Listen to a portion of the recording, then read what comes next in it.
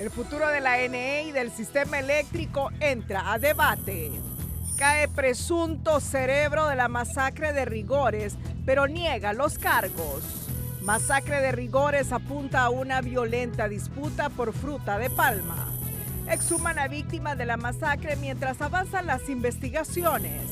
Villanueva sigue de luto tras la tragedia que dejó 8 muertos. Magisterio suspende protestas tras acercamientos con el gobierno. Salud endurece controles y exigirá vacuna contra el sarampión. Gobierno busca dar salida industrial a 44,000 quintales de frijol. Estados Unidos intercepta ataque con misiles y drones de Irán.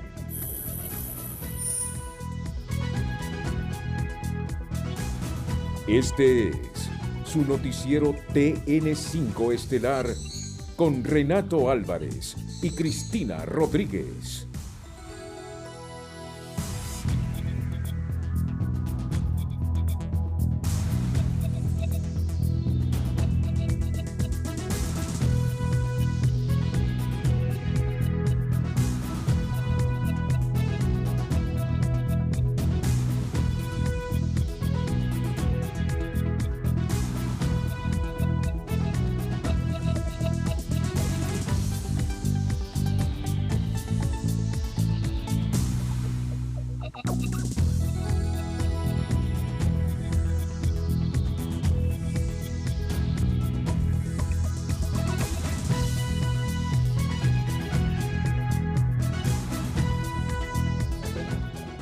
Muy buenas noches, Honduras. Bienvenidos a la emisión de este martes 2 de junio. Fíjate que nosotros nos programamos desde muy temprano para que este día se le diera lectura al paquete de reformas eléctricas que el Ejecutivo ha enviado al Congreso Nacional. No ocurrió así. A pesar de ello, vamos a seguir la agenda informativa que tenemos planificada porque estas reformas son fundamentales para Honduras, son necesarias para Honduras. Es cierto que hay sectores que no creen en ellas, pero de seguir con este modelo eléctrico, el país va al fracaso. El país va a generar riquezas para estar pagando las falencias del sistema actual que tenemos de la energía eléctrica. La noticia del día es presentada por Claro. Más velocidad con Claro Fibra. Recibí 800 megas por solo 1,100 lempiras.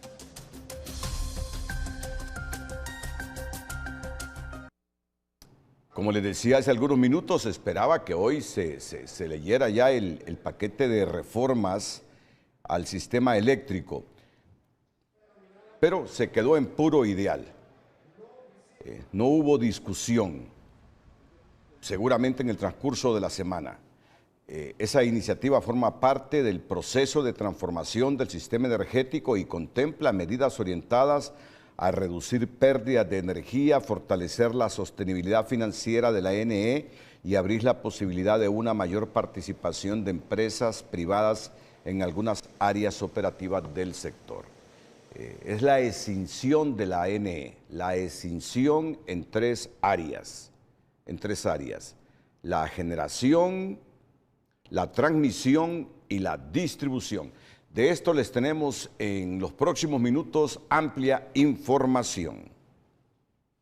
Las reformas al sector eléctrico comienzan a generar debate.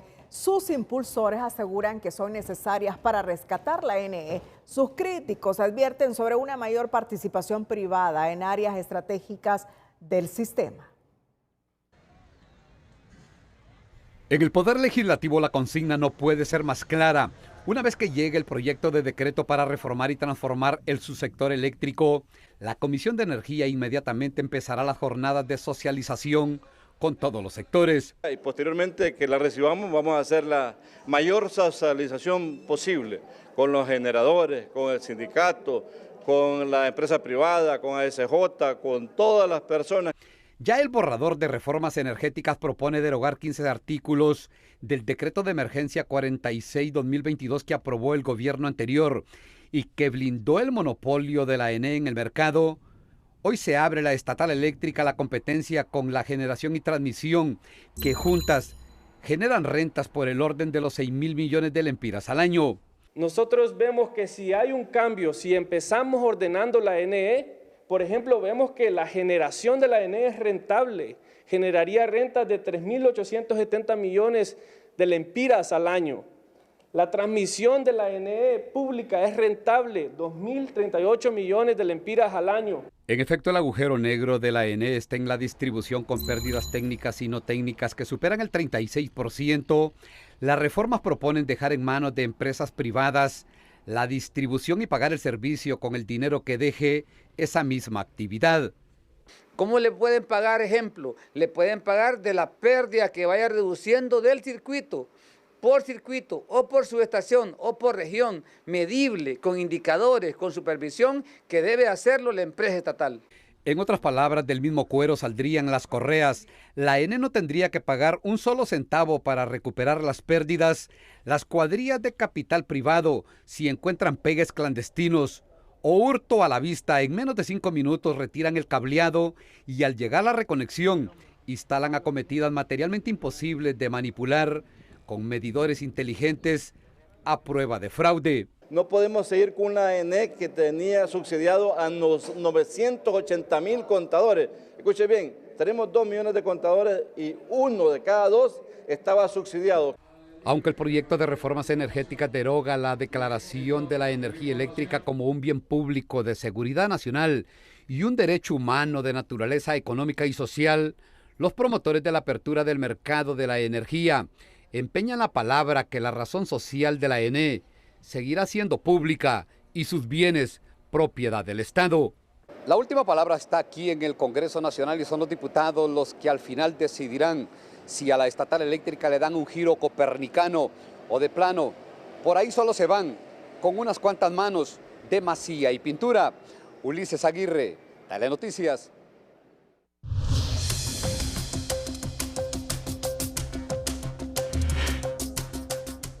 De no implementarse una reforma estructural en el sistema eléctrico nacional, los hondureños podrían enfrentar un escenario cada vez más costoso para las finanzas públicas. Un análisis de la iniciativa Potencia Honduras de la Asociación para una Sociedad Más Justa advierte que el rescate anual de la ANE podría superar los 21,000 millones de lempiras en el año 2035. La ANE no genera el flujo de caja suficiente para sostener su operación.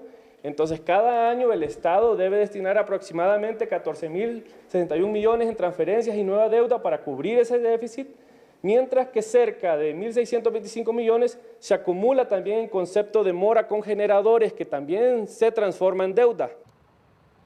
El estudio proyecta que la deuda de la Empresa Nacional de Energía Eléctrica podría pasar de 143.800 millones a 242.400 millones de lempiras en los próximos 10 años, si se mantienen las condiciones actuales de operación. Según el informe, las pérdidas de energía, el déficit operativo y el creciente endeudamiento continúan profundizando la fragilidad financiera del estatal. La ASJ advierte que cada lempira destinado a cubrir el déficit de la ANE representa más deuda pública y menos recursos disponibles para áreas prioritarias como salud, educación y seguridad. Por ello, insiste en la necesidad de impulsar cambios estructurales que garanticen la sostenibilidad del sistema y eviten que la factura de la crisis eléctrica siga recayendo sobre los contribuyentes hondureños. Comenzó en el Congreso Nacional el debate de una de las reformas económicas más importantes de los últimos años. La propuesta busca reordenar el sector eléctrico, transformar la ANE y crear nuevas reglas para la generación, transmisión y distribución de energía. Sus impulsores aseguran que es el camino para rescatar el sistema. Sus críticos advierten sobre los riesgos. Esta noche examinamos lo que está en juego para Honduras. Honduras se encuentra ante una de las decisiones más importantes de los últimos años en materia económica y de servicios públicos. Las reformas al sector eléctrico que comienzan a debatirse en el Congreso Nacional no deben ser analizadas desde la óptica de un gobierno, de un partido político o de un grupo empresarial. Deben ser examinadas como una política de Estado, porque el futuro del sistema eléctrico impacta directamente la competitividad del país, la inversión, el empleo y la calidad de vida de millones de hondureños. La realidad es innegable. Durante décadas, Honduras ha cambiado gerentes, juntas interventoras, modelos de gestión, leyes y estrategias, pero los problemas de fondo han permanecido.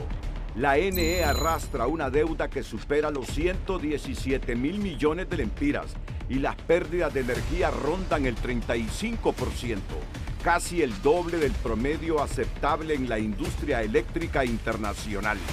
Mientras tanto, los subsidios y los costos operativos siguen presionando las finanzas del Estado. En ese contexto, la propuesta de reorganizar el sector, fortalecer la regulación, crear un operador independiente del sistema y separar las actividades de generación, transmisión y distribución, busca introducir mayor transparencia, responsabilidad y eficiencia en una industria que necesita cambios profundos. Sin embargo, sería ingenuo ignorar los riesgos. El primero es que la reforma termine capturada por intereses políticos. Ninguna ley, por buena que sea, funciona si las decisiones técnicas son sustituidas por cálculos electorales o cuotas de poder. El segundo riesgo es la captura por intereses económicos particulares. La apertura y la competencia pueden generar beneficios para el país, pero solo si existen reglas claras, reguladores fuertes y capacidad para impedir posiciones dominantes o privilegios indebidos. El tercer riesgo es creer que la escinsión de la ENE resuelve por sí sola los problemas. La división de empresas puede facilitar la rendición de cuentas, pero no elimina automáticamente el robo de energía, la mora, la ineficiencia administrativa o la corrupción. También existe el desafío de garantizar que el Estado conserve su capacidad de dirección estratégica y que los intereses de los usuarios sigan siendo el centro de las decisiones. El objetivo final no debe ser únicamente sanear balances financieros, sino asegurar un servicio eléctrico confiable, sostenible y accesible. Pero a pesar de esos riesgos, Honduras ya no tiene el lujo de seguir igual. Mantener el modelo actual también tiene un costo, y ese costo lo pagan todos los días los hondureños a través de tarifas elevadas, pérdidas millonarias y oportunidades de desarrollo que se escapan. Por eso el verdadero desafío no es aprobar o rechazar una reforma. El desafío es construir un acuerdo nacional que permita ejecutarla con transparencia, responsabilidad y visión de largo plazo. Si el interés nacional prevalece sobre los intereses particulares, Honduras podría estar dando un paso decisivo hacia la modernización de su sistema eléctrico. Si ocurre lo contrario, el país correrá el riesgo de repetir una historia que ya se conoce demasiado bien. En materia eléctrica, el éxito o el fracaso de esta reforma no será el triunfo o la derrota de un gobierno, será el triunfo o la derrota de Honduras. Atentos porque después de la pausa comercial tendremos toda la información relacionada con la tragedia de ayer lunes, que dejó un saldo de 8 personas muertas en la colonia Villanueva de la capital. Pero siguiendo con la temática del Congreso, no aprobaron hoy, mejor dicho, en primer debate no ha pasado la lectura de ese proyecto de reformas de la energía eléctrica que es fundamental para Honduras. Pero no nos ha sorprendido, nos ha emocionado a los hondureños que un diputado haya presentado una iniciativa para otorgar un reconocimiento a César Quintanilla por su liderazgo climático. El experto en cambio climático César Quintanilla, parte del equipo de TN5 Estelar desde su fundación, será premiado por el Congreso Nacional luego que se aprobara otorgarle la Gran Cruz con placa de oro en reconocimiento a su liderazgo ambiental. Hola, ¿qué tal amigos? Les saludo desde la capital de Panamá. Aquí me encuentro porque se realiza la semana.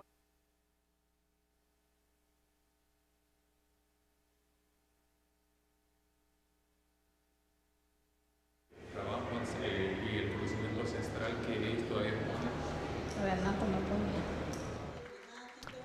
Precisamente el diputado Godofredo Fajardo es el que hoy en el Congreso de manera atinada ha pedido un reconocimiento para César Quintanilla.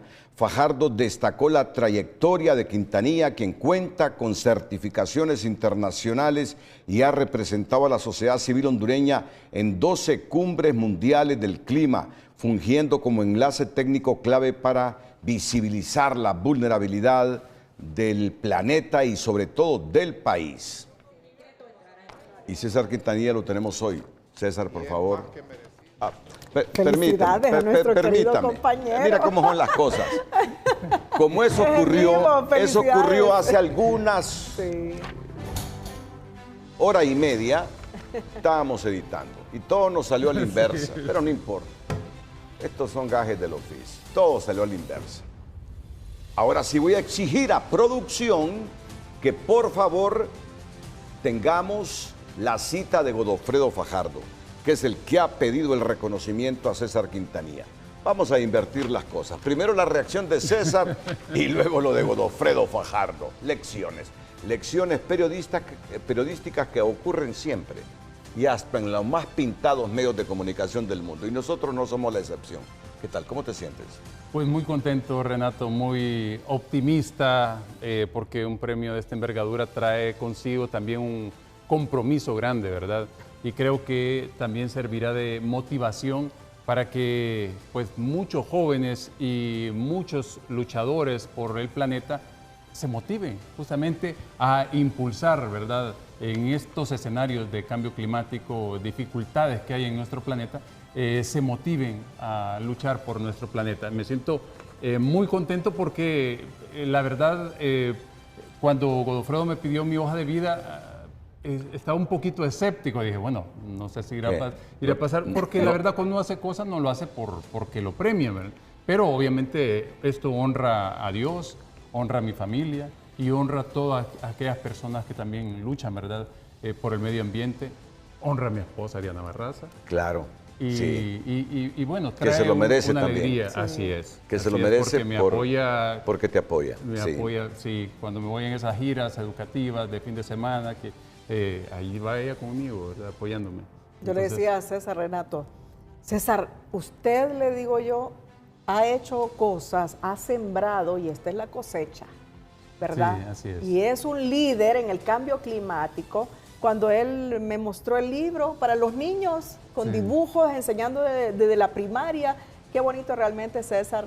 Felicidades. Sí. Ahora son 3 libros, le ahora comento. Son 3 libros. Y son 4 también guías educativas en diferentes formas para niños, jóvenes, adultos, ¿verdad? Porque yo pienso que sembrar la semilla de la conciencia, de la educación climática, es mejor incluso que ir a plantar una semillita porque no se sabe si va a germinar, pero si la planta en el corazón de un niño o de un joven, es seguro que ese niño va a ir a plantar 100 árboles o más. Entonces, para mí es muy importante y esto me da mucha alegría. ¿Tenemos a Godofredo Fajardo? Bueno.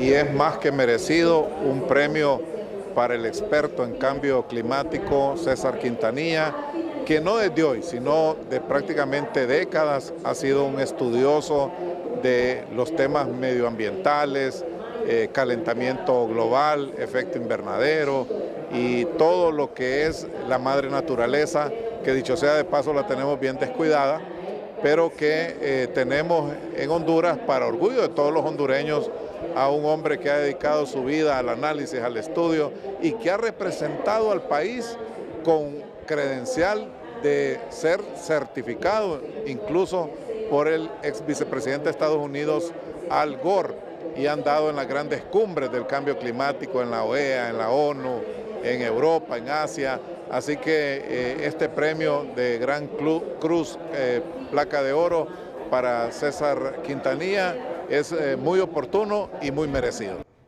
Un gran agradecimiento para Godofredo Fajardo y también para la Comisión de Medio Ambiente que lidera Eder Mejía, porque pues ellos evaluaron mi hoja de vida y ellos dieron un dictamen favorable y en la comisión están representados de diferentes, ¿verdad?, bancadas, o sea, de todos los partidos, entonces eso me gusta. Y hubo un diputado que intervino, que había sido compañero tuyo en la primaria, en la secundaria. Marco Tulio Rodríguez, de hecho siempre hemos estado pendientes porque yo cumplo años los 25 de febrero y era el 26 y nos celebraban un día así. Y fue fantástico escucharle las palabras que dio Marco Tulio Rodríguez, así que gracias por esas palabras. ¿Estabas pendiente porque sabías que iba a suceder? ¿No estabas convencido que iba a suceder hoy? Pero cuando vistes que justamente se presentó esto en el Congreso Nacional, ¿cómo reaccionaste? ¿Cómo reaccionó Diana? No sabía que iba a pasar hoy. Entonces yo iba llegando justamente a la casa y alguien me avisa que monitoree, que van a exponer que ha habido un dictamen favorable de ese proyecto de decreto y que lo van a someter al Pleno del Congreso y que es el Pleno el que va a decidir. Entonces me dio mucho gusto eso, ver a los diputados de todas las bancadas levantar la mano y aprobarlo, así que se los agradezco profundamente y agradezco al diputado. No hubo diferencias ideológicas hoy en el Congreso Nacional. Sí, es que esto no puede haber diferencias ideológicas porque este tema, el cambio climático, no tiene raza, religión, color político, nos afecta a todos por igual, ¿verdad? Entonces, creo que yo, pues, sencillamente he asumido mi responsabilidad social, individual, ambiental, como usted la quiere asumir, como Renato la asume, como la tenemos que asumir todos. No, pues, nos sentimos emocionados. Cuando estaban presentando esto en el Congreso, yo me sentí emocionado porque esa es la labor que César ha hecho desde Televicentro.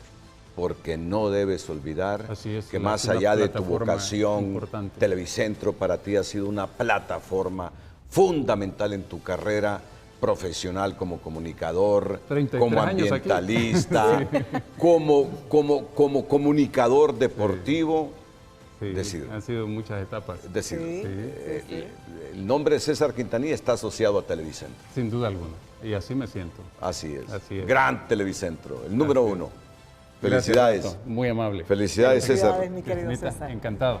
Le vamos a tener más informaciones del Congreso Nacional en los próximos minutos. Atentos, porque a pesar que no se debatió esas reformas a la cuestión eléctrica, hay noticias de importancia en el Congreso este día. Atentos. Comayagua se ha convertido en un referente nacional de conservación histórica. Su experiencia en la recuperación del patrimonio cultural despierta el interés de municipios que buscan impulsar el turismo y el desarrollo local. La noticia positiva es presentada por Tigo. Solo con Tigo, el único operador con los 104 partidos de la Copa del Mundial de la FIFA en todos los dispositivos, TV, app y web. Contrata ya en Tiendas Tigo. La ciudad de Comayagua se ha vuelto un lugar referente en cuanto a restauración de patrimonio cultural se trata. El Instituto Hondureño de Antropología e Historia, FUNIDE, en un intercambio con distintos alcaldes de la zona. Estamos con los alcaldes de La Esperanza, Intibucá, Yamaranguila, Catacamas y estamos aquí, por supuesto, en un caso de éxito que es la ciudad de Comayagua, compartiendo e intercambiando de primera mano cuál ha sido la experiencia para la revitalización urbana del centro histórico de Comayagua. Y es que en los últimos días la ciudad ha sido visitada por autoridades de otros municipios para conocer experiencias de gestión tanto del patrimonio como desarrollo local. Mire, nosotros como ciudad, como municipio, somos el principal referente en el tema de patrimonios. Nosotros somos quizás la única ciudad que ha tenido continuidad en el proceso de recuperación y rescate de los valores culturales y patrimoniales, y eso nos hace vernos ahora como un ejemplo a nivel de país. Entonces estamos recibiendo siempre visitas de diferentes municipios, corporaciones, alcaldes y técnicos que tienen interés de conocer el proceso de recuperación que ha tenido Comayagua, y nosotros con mucho gusto queremos también hablar de nuestras experiencias, de nuestros propios problemas, de las satisfacciones que hemos logrado y la manera en que hemos podido llegar hasta este momento. Usted también puede visitar la ciudad de Comayagua y conocer del patrimonio arquitectónico e histórico de la ciudad. Desde la ciudad colonial nuestro contacto para TN5 Estelar. Entre lágrimas, impotencia y profunda consternación, familiares y amigos despiden este martes a 7 de las 8 víctimas del trágico accidente ocurrido en la colonia Villanueva. El dolor se hace presente en los velatorios de José Leónidas Herrera, propietario de la llantera impactada por la volqueta, y de su colaborador José Ávila. Escenas igualmente desgarradoras se viven en el Boulevard Suyapa, donde son velados los restos de la pequeña Leiret Naira Águila Rodríguez, de apenas 10 años de edad. Pero sí, gracias a Dios me despedí de ella, como que si fuera la última vez.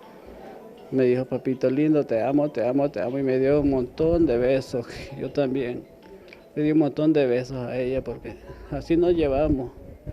Era mi princesa, era mi tesoro.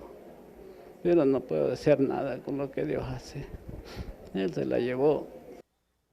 En horas de la tarde, Medicina Legal y Ciencias Forenses completó la identificación y entrega del cuerpo del conductor de la volqueta debido al estado en que quedaron sus restos tras el impacto. Los especialistas tuvieron que realizar pruebas científicas de ADN para confirmar que se trataba de Osmin Donaldo Gutiérrez, de 37 años. Sus restos fueron trasladados a El Jicarito, San Antonio de Oriente, donde será velado por sus familiares. Ya que él tenía pues varias operaciones, ¿verdad? Donde inclusive le habían puesto unos clavos, unas placas de metal, y todo eso pues ayudó a que se pudiera realizar la identificación por el método científico de odontograma, por lo cual la jefa de identificación humana autorizó la entrega del cuerpo de Osmin Donaldo Gutiérrez Cáceres, de 37 años de edad. Él era el último que estaba pendiente. El capítulo más doloroso para esta familia se vivirá este miércoles cuando se realicen los sepelios de la mayoría de las víctimas. Mientras tanto, la colonia Villanueva sigue intentando recuperarse de una tragedia que dejó muerte, destrucción y heridas que tardarán mucho tiempo en cicatrizar. Un día después de la tragedia que enlutó a Villanueva, el silencio comienza a reemplazar el estruendo del impacto, pero el dolor sigue presente en cada rincón de la zona. Entre escombros, negocios destruidos y viviendas reducidas a ruinas, familias, amigos y vecinos intentan asimilar la pérdida de 8 vidas que ayer cambió para siempre la historia de esta comunidad. Mientras unos despiden a sus seres queridos y otros buscan recuperar lo poco que les quedó. La tragedia sigue dejando huellas profundas en un sector que hoy llora a sus víctimas y trata de levantarse en medio de la desolación. Aquí funcionaban una llantera, un taller de motos y un comedor. Este martes, en cambio, solo quedaban montañas de escombros, estructuras retorcidas y maquinaria retirando los últimos rastros de una tragedia que en segundos borró negocios levantados con años de trabajo y esfuerzo. El Darío es uno de los sobrevivientes. Desde su taller vio cómo la volqueta descendió sin control y arrasó con todo a su paso. Hoy, donde antes habían herramientas, motocicletas, clientes y proyectos, solo queda el recuerdo de años de sacrificio reducidos a escombros. Yo estaba aquí afuera, pero cuando los chavos me dijeron que venía la volqueta, yo solo volteé a ver, la volqueta venía como una bala, eso se metió y empezó a destruir en cuestión de segundos. Yo solo caminé para allá y luego me regresé a la carrera porque tenía mis hijos aquí abajo y la familia, y cuando ya regresé abajo estaba todo ahí lleno. Por obra y gracia a Dios estaba luchando hace 16 años, haciendo poquito por poquito para ir haciendo inversión. Llegué a tener, gracias a Dios, como una inversión de 700,000 pesos. Tenía en bodega de repuestos y mire, todo quedó perdido. Pero las pérdidas no solo se miden en dinero. Entre las víctimas hay padres de familia, trabajadores y personas conocidas por toda la comunidad. Hogares donde este martes ya no hubo desayunos ni conversaciones, solo velorios y la difícil tarea de comenzar a despedir a quienes no volverán. Para la familia del conductor, el dolor también es profundo. Su padre recuerda que hace apenas unos meses había sobrevivido a otro accidente. Esta vez, el hombre que salió a trabajar como cada día ya no regresó a casa. Sí, no, hace poco había tenido un accidente que... ¿A dónde? Aquí por Amarateca. ¿Siempre con la volqueta? No, en un carrito, así un camión se le explotó una llanta y brincó un túmulo así, y eran 4 carriles y me dejó a pegar.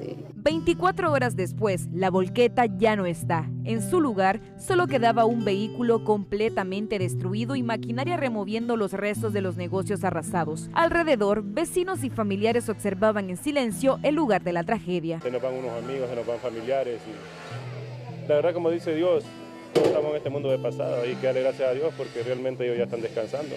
Fíjese que acaba de pasar hace 20 minutos yo y mi primo estaba recostado frente al portón. Creo que no le quedó tiempo de reaccionar cuando miró la volqueta porque para dónde agarraba ahí, si habían llantas, habían cosas, no había por dónde agarrar. Lo sentimos mucho porque la verdad las cosas era hijo de mi hermano y es un hombre luchador, como le digo. Yo me llevaba bien con él. Cuando yo venía acá a visitarlo, pues él para qué conmigo era calidad. Con el paso de los días, los escombros desaparecerán y la actividad regresará a esta zona.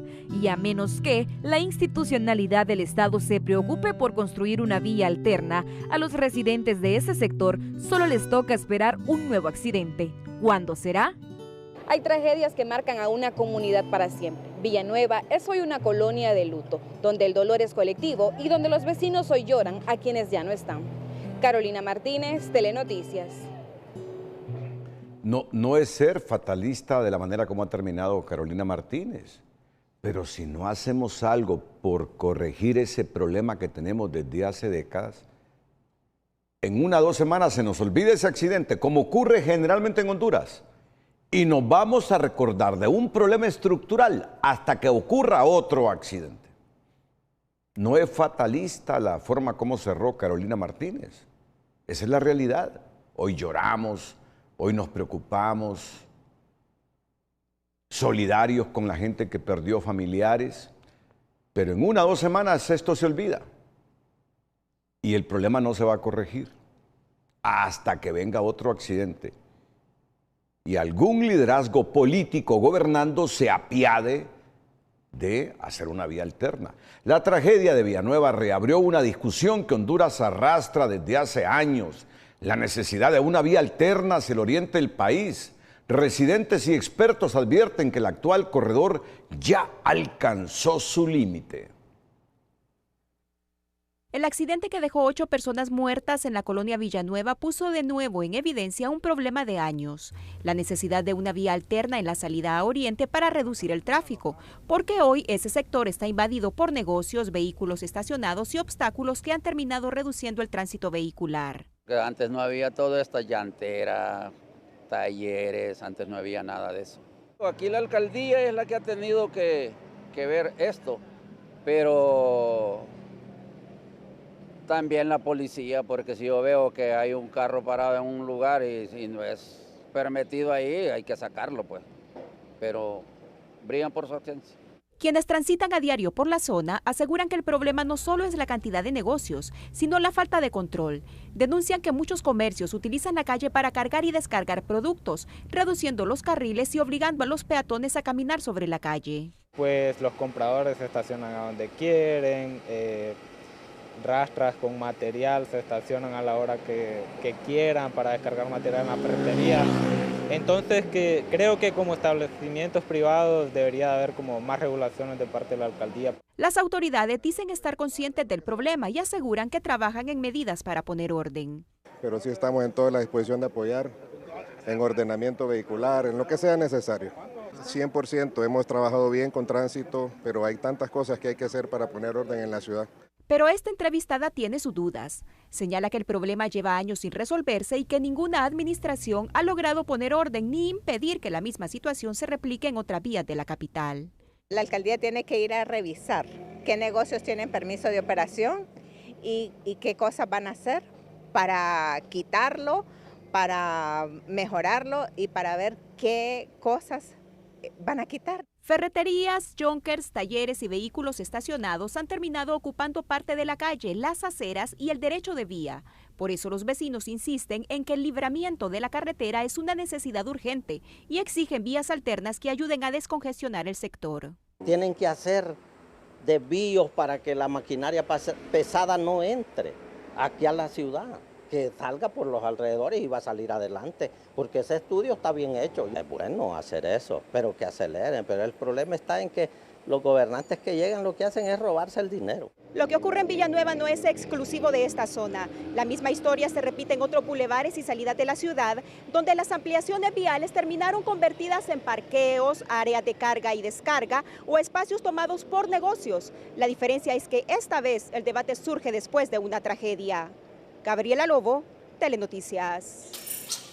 Autoridades del Hospital Escuela informaron que de las 11 personas que ingresaron a la sala de emergencia tras el accidente de tránsito ocurrido en la colonia Villanueva, 10 ya fueron dadas de alta médica luego de recibir atención y ser estabilizadas. Actualmente solo una paciente permanece hospitalizada bajo observación y seguimiento por parte del personal de salud.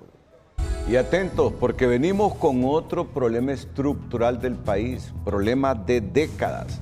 Hoy la autoridad, la policía ha dicho que la disputa de redes criminales en Colón y el robo de fruto de palma africana son los factores que desencadenaron la masacre de 20 personas en Rigores. Atentos a esta noticia. Pero antes, lo que comenzó como una pasión por el fútbol hoy se convierte en una historia de emprendimiento. Con ingenio y creatividad, un hondureño ha encontrado la forma de transformar recuerdos deportivos en un negocio innovador. El emprendedor de hoy es presentado por Ficosa. Los grandes emprendimientos se construyen con buenas decisiones. Deposita o incrementa tus ahorros desde 1000 lempiras y participa por 1.000.000 de lempiras. Su inspiración la encontró en su familia y en su equipo de fútbol Maratón. Su pasión por este deporte llevó a este sanpedrano a crear Tempora Box, un emprendimiento único en el país que inmortaliza recuerdos a través de pequeñas camisetas de fútbol personalizadas. Surgió porque yo quería tener una colección de camisetas para mí, pero en eso se lo comenté a un par de amigos y me dijo, pucha, yo también quiero, y yo quiero una de Motagua, yo quiero una del Olimpia, yo quiero una de la España. Cada caja está elaborada en acrílico y requiere un trabajo minucioso y lleno de detalles. Su fabricación puede tomar hasta 5 horas dependiendo de la personalización. Para Jaime, estas camisetas no solo representan el amor por un equipo, sino también los momentos especiales compartidos con amigos y familia. Más que pasión, vivir es un recuerdo viviente que lo vivo con mi papá. O sea, es un recuerdo con mi papá permanente. Este proyecto está dedicado a su familia, a quienes considera su principal motor para seguir adelante y superar cada desafío que se presenta. Mi hija es la inspiración, es la que hace de que yo esté trabajando. Una vez salgo de la oficina, vengo a trabajar para ella nada más. Tempora Box está presente en Instagram y TikTok. Los pedidos pueden realizarse a través del número de teléfono 9555-3616. Kenia Chinchilla, Telenoticias. El secretario de Seguridad confirmó este martes la captura en La Ceiba del primer sospechoso del homicidio múltiple registrado en la comunidad de Rigores, en Trujillo, Colón. Las autoridades aseguran que las investigaciones ya permiten perfilar el posible móvil del crimen que dejó al menos 20 personas muertas en el Bajo Aguán. Este es producto de un, conflicto entre dos estructuras criminales que lideran diferentes grupos de personas que se han dedicado a explotar irregularmente las plantaciones tomadas. En ese sentido, hubo una primera acción en la cual pereció un miembro del otro grupo y, según las hipótesis de investigación, este es un evento en, venganza por esa primera acción criminal realizada por el grupo RES, en este caso receptor de estas muertes múltiples. Mientras tanto, el director general de la policía afirmó que la masacre habría sido desencadenada por una disputa entre dos estructuras criminales que se pelean el control de la zona y la explotación ilegal del fruto de la palma africana en fincas ocupadas de forma irregular. Las autoridades sostienen que el conflicto venía escalando entre los grupos delictivos hasta derivar en uno de los hechos más violentos registrados recientemente en Colón. continuamos con los procesos de investigación, muy seguramente vamos a seguir encontrando algunas motivaciones derivadas de estas relaciones entre estos grupos que al ubicarse en el mismo territorio, pues tienen un pleito permanente por aprovechamiento de tanto de sembradíos como de territorio. Mientras continúan las investigaciones, la policía no descarta nuevas capturas y mantiene operativos en el Bajo Aguán para dar con los demás responsables del crimen. Después de ser capturado, el Gato Negro negó estar vinculado a la masacre de Rigores en Colón. Vestido con pantalón y camisa manga larga, ha sido presentado este martes el supuesto autor material e intelectual de la muerte múltiple en la comunidad Rigores del departamento de Colón, cuya participación directa ha sido corroborada por autoridades luego de su captura en un punto de esta ciudad de La Ceiba. Va por buen camino en investigación criminal. La investigación criminal es de probanza. En investigación criminal no se corre ni tampoco se puede andar despacio, ¿verdad? Lo que estamos haciendo es respetando el debido proceso y el acompañamiento firme que el Ministerio Público nos da con esos valientes fiscales del Ministerio Público de Operaciones Especiales que nos han acompañado, un total de 8 fiscales del Ministerio Público, a los equipos de investigación que en este momento se da con la primera captura, es decir, que vienen próximas capturas. En su defensa, el ahora detenido, identificado como Carlos Alexis Molina Mencía, de 24 años, alias Gato Negro, desmiente su vinculación con la masacre del pasado 21 de mayo, invocando al principio de presunción de inocencia. Sí, yo soy. ¿Usted es el que lidera esta banda que mató a estas personas en Rigores? ¿Cuál banda? ¿Cuál banda? Yo ando solo. ¿Pero usted? ¿Las armas son tuyas? ¿Cuáles armas? ¿Me agarraron con armas? A mí no me han agarrado con nada. ¿Participaste en ese hecho? No, nada que ver. ¿Y por qué lo están implicando? ¿Usted fue que realizó esta masacre? A mí siempre me han implicado en todas las cosas que suceden ahí, entonces ya estamos acostumbrados ya. Por la magnitud del delito, entes judiciales celebrarán hoy la audiencia de declaración de imputado, a la espera de la resolución que emane los juzgados ceibeños a través de una jueza de jurisdicción nacional. Luis García, Telenoticias. Carlos Alexis Molina Mencías, conocido con el alias del Gato Negro, es señalado por los organismos de seguridad como integrante activo de una estructura criminal que vinculan directamente con los hechos violentos registrados en la comunidad de Rigores, donde 20 personas perdieron la vida.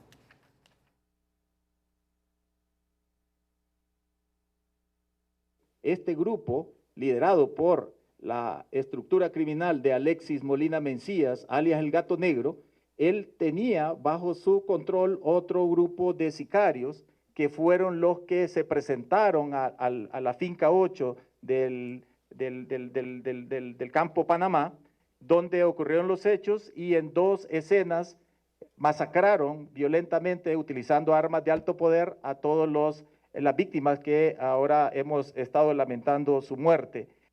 De acuerdo con los reportes de inteligencia, Molina Mencías mantendría vínculos con grupos delictivos dedicados al control de territorios en el Bajo Aguán y a actividades ilícitas relacionadas con la explotación de fincas palmeras. Las autoridades aseguran que su captura podría ser clave para identificar a otros participantes y reconstruir la cadena de responsabilidades detrás de la masacre.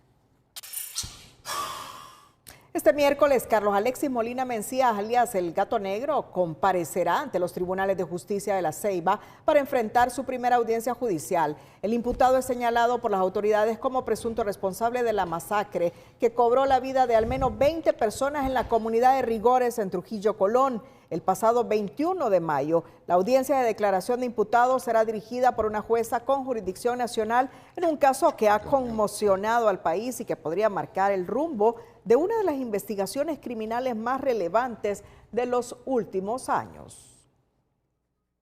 Después de Olancho, Colón es uno de los departamentos más ricos de Honduras y ahí las redes criminales, especialmente el narcotráfico, se disputan el territorio.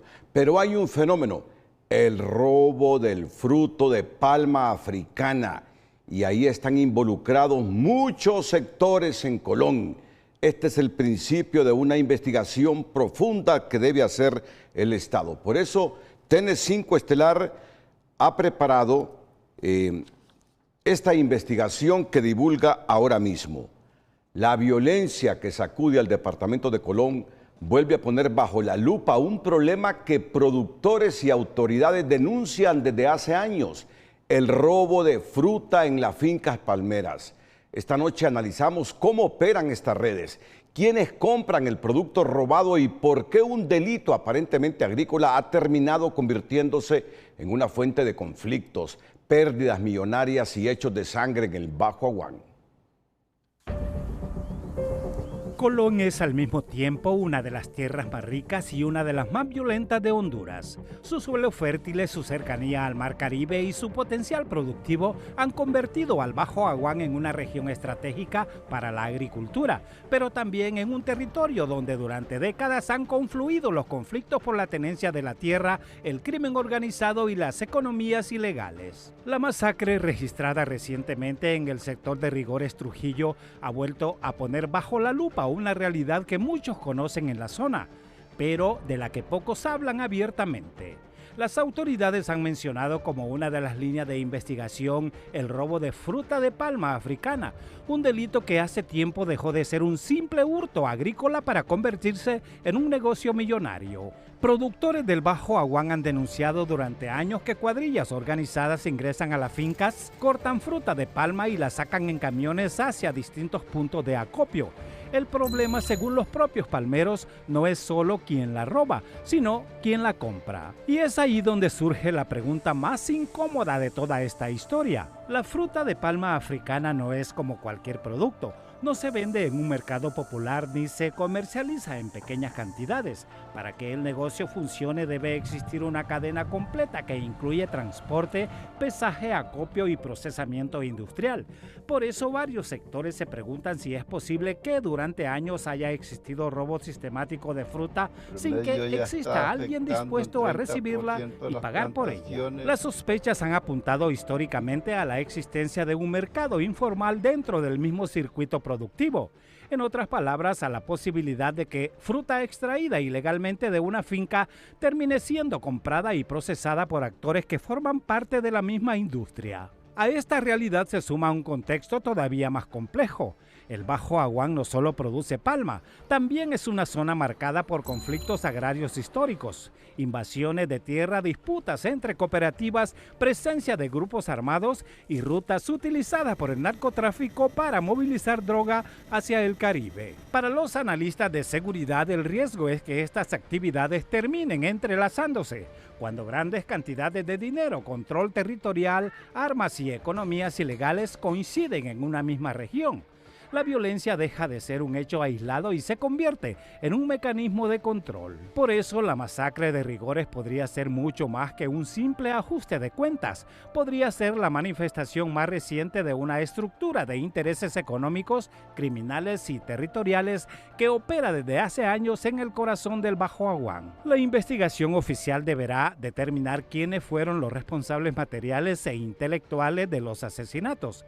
Pero mientras esto ocurre, queda abierta una interrogante que muchos en Colón se hacen desde hace tiempo. Si todos saben quién roba la fruta, ¿por qué nadie habla de quién la compra?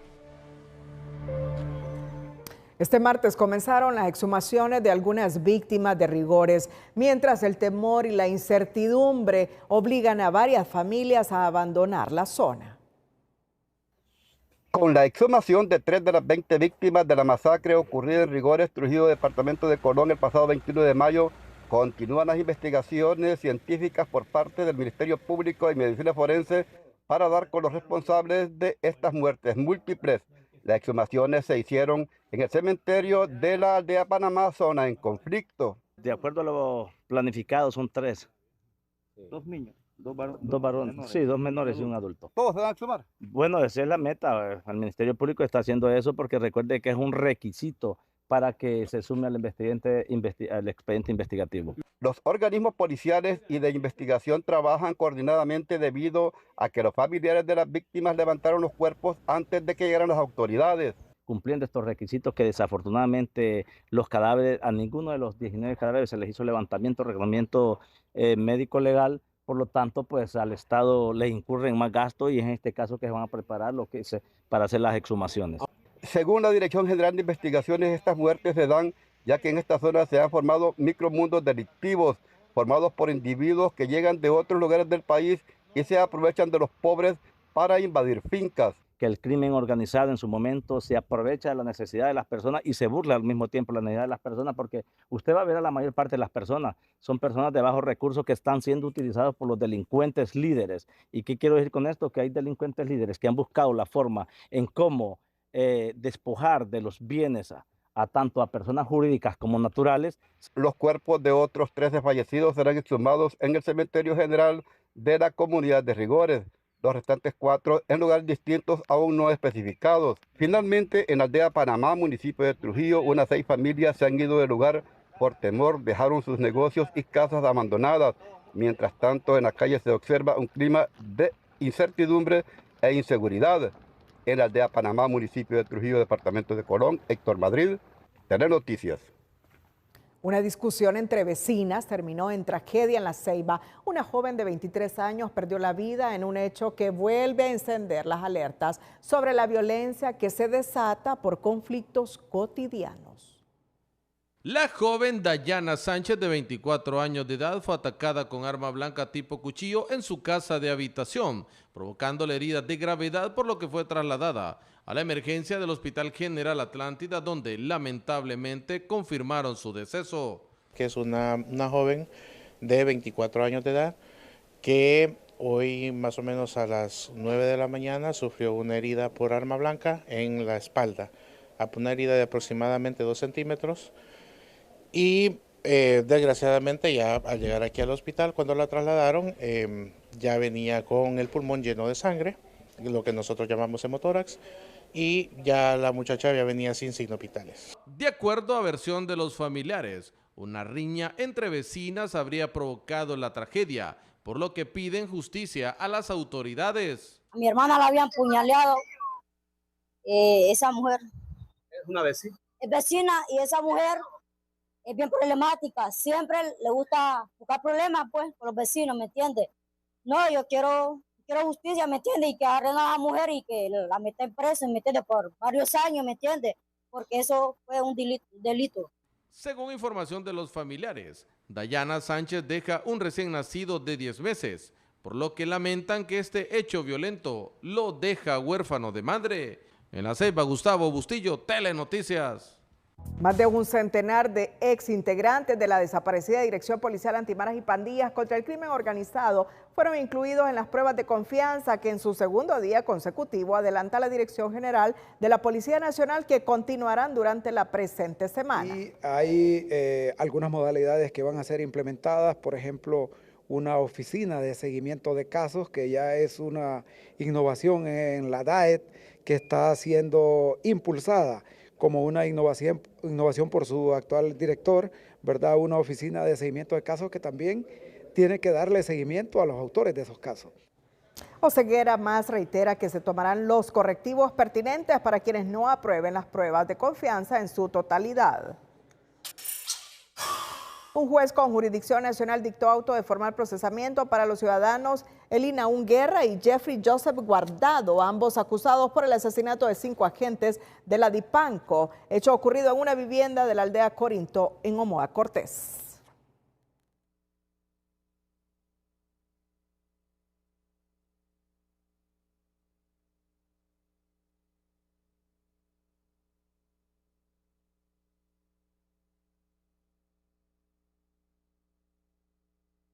Los imputados son acusados de los delitos de asesinato y asociación para delinquir en perjuicio de los 5 funcionarios policiales. Los acusados cumplirán prisión preventiva en el Centro Penal de Támara. Francisco Morazán.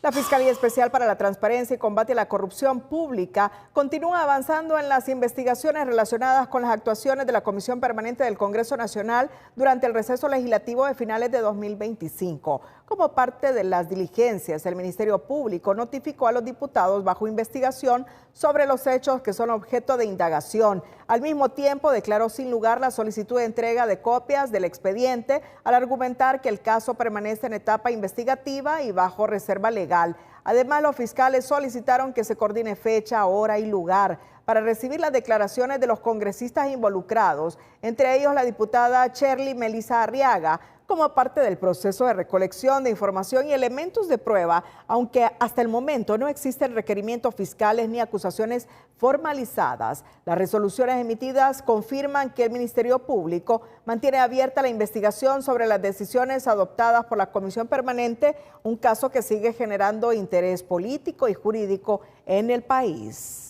Tras 2 días de protestas y paralizaciones, el magisterio y el gobierno lograron instalar una mesa de diálogo. Mientras las clases se reanudan, el debate sobre el reajuste salarial sigue abierto. Tras 2 días de brazos caídos y varias horas de protesta en distintos departamentos del país como medida de presión para exigir el reajuste salarial, los dirigentes magisteriales logran instalar una mesa de diálogo con el gobierno y se reanudan las actividades académicas a nivel nacional. Estamos siendo sinceros en ambas partes para poder llegar a un punto de equilibrio y lograr ese beneficio tanto para los docentes como para nosotros como gobierno. La dirigencia de la Federación de Organizaciones Magisteriales de Honduras asegura que el acercamiento alcanzado demuestra que las acciones desarrolladas por el gremio responden a una lucha legítima y no a intereses partidarios, como señalan algunos sectores. Hoy le demostramos a funcionarios que han tildado nuestra lucha con una camisa política, que hoy nos pusimos la camisa gremial, que hoy estamos defendiendo las condiciones de los profesores y las profesoras. Por su parte, el exministro de Educación, Marlon Scott, es del parecer que el sistema educativo hondureño históricamente ha estado influenciado por intereses políticos y que durante los últimos 4 años los incrementos salariales al magisterio se otorgaron en un ambiente de camaradería entre el gobierno y el gremio. El sistema educativo ha estado ultrapolitizado, entonces no siempre se hacen las valoraciones técnicas, sino también valoraciones políticas. Recordemos que el gremio gobernó, los últimos 4 años fueron gobernados por dirigentes magisteriales, donde de alguna manera este tipo de expresiones no se dieron. En la mesa de diálogo no solo se abordará el reajuste salarial, sino otros temas vinculados al presupuesto educativo y a las condiciones de los docentes jubilados. Uno de los acuerdos alcanzados hasta ahora es que el próximo viernes se reunirá el presidente Asfura con dirigentes magisteriales para buscar una salida a la problemática. Danilo Hernández, Telenoticias. 17% y un 28% en la ejecución general del presupuesto. Economistas cuestionan la capacidad del gobierno para convertir el presupuesto en obras y resultados para la población, aunque las autoridades argumentan que se aprobó tarde el presupuesto y que no hubo transición. A pesar de las múltiples y urgentes necesidades de la población, la ejecución de los fondos públicos avanza a paso lento, con apenas 28% de ejecución del presupuesto general y solo 16.8% en la inversión pública, según Finanzas.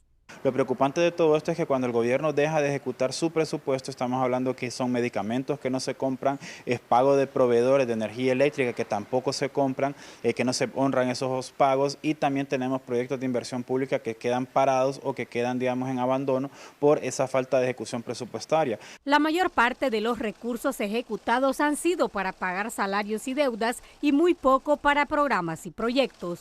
Y para los hondureños el presupuesto no se mide en cifras, se mide en carreteras, escuelas reparadas, medicamentos, hospitales equipados y empleos generados. Y es ahí donde está la mayor deuda. Y la inversión pública, es la que se traduce en crecimiento, la que genera empleo y la que dinamiza los espacios locales donde se ejecutan estas obras. Las autoridades argumentan que el presupuesto se aprobó hasta en el mes de abril y que no hubo transición, además de que se inició una nueva curva de aprendizaje con el cambio de funcionarios. Pero según este economista, ese argumento ya no es válido. No justifica su ejecución por la experiencia que ha tenido el Partido Nacional. Solo en este siglo o inicios de este siglo ha gobernado por 16, 17 años. Entonces la curva de aprendizaje no es una excusa. Son más de 444.000 millones de lempiras aprobados para este 2026 y la población solo espera que cada lempira gastado se traduzca en verdaderas soluciones. El Empira acumuló una depreciación de 29 centavos frente al dólar al cierre del mes de mayo. Según cifras del Banco Central de Honduras, el tipo de cambio de referencia pasó de 26.37 a 26.66 lempiras por dólar en el sistema financiero. El precio de venta de la divisa también registró un incremento al pasar de 26.50 a 26.79 lempiras por dólar. Analistas señalan que la depreciación del Empira puede favorecer la competitividad de las exportaciones y el envío de remesas. Sin embargo, también genera un fuerte impacto al bolsillo, ya que encarece los productos y servicios importados que consume la población. Las exportaciones de café continúan impulsando la economía hondureña. Al cierre de mayo, los ingresos por ventas al exterior sumaron 1.894 millones de dólares, un crecimiento de 18.5% en comparación con el mismo periodo de la cosecha anterior, informó el Instituto Hondureño del Café. Con estos envíos a 4 meses de concluir la cosecha, el país ya alcanzó más del 90% de la meta prevista y mantiene expectativas de superar las proyecciones iniciales gracias a la fuerte demanda internacional del grano. Estados Unidos sigue siendo el principal comprador del café hondureño, seguido por Alemania y Bélgica, mientras Europa concentra más de la mitad de las exportaciones nacionales.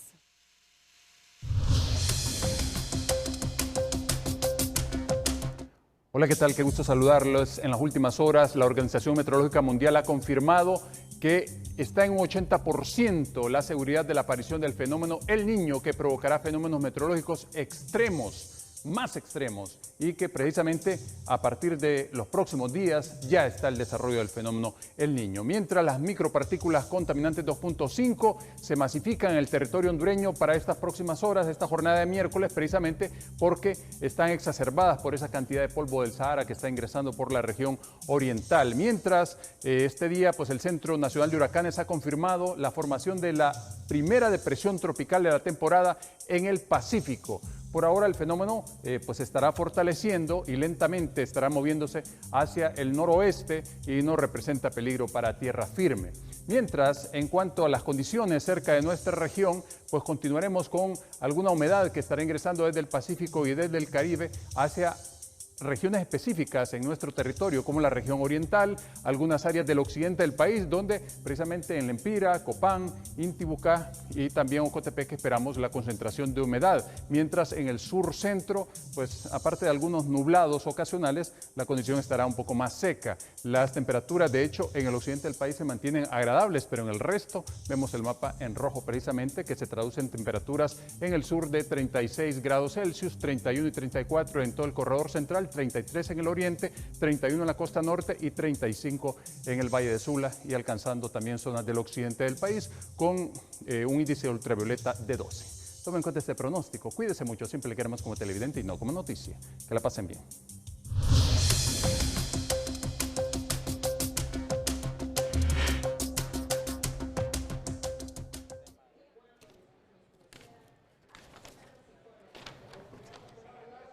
El Congreso Nacional aprobó este martes una exoneración transitoria para todos los excandidatos a diputados y alcaldes que estaban siendo objeto de fuertes sanciones por incumplimientos, siempre y cuando presenten sus informes de campaña en un plazo máximo de 2 meses.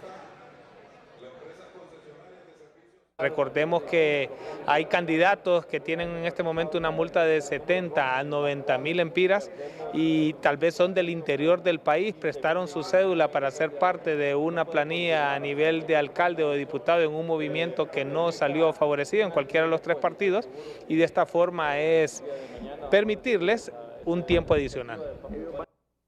Para cumplir con el mandato, la Unidad de Política Limpia tendrá 10 días hábiles para enviar a la Procuraduría General de la República el listado de políticos exentos. El Pleno del Congreso Nacional autorizó este martes al presidente del Tribunal de Justicia Electoral, Mario Flores Urrutia, a ejercer de manera temporal facultades administrativas en ese ente electoral. Flores Urrutia explicó que el TJE no cuenta con el quórum para integrar el Pleno tras la destitución de Mario Morazán, Lourdes Mejía y Gabriel Gutiérrez, además del fallecimiento de Miriam Barahona. La autorización temporal está orientada a garantizar la continuidad de las funciones administrativas del Tribunal de Justicia Electoral hasta que el legislativo efectúe los nombramientos correspondientes. Cerramos la emisión estelar. Gracias a todos por su fiel sintonía. Feliz noche.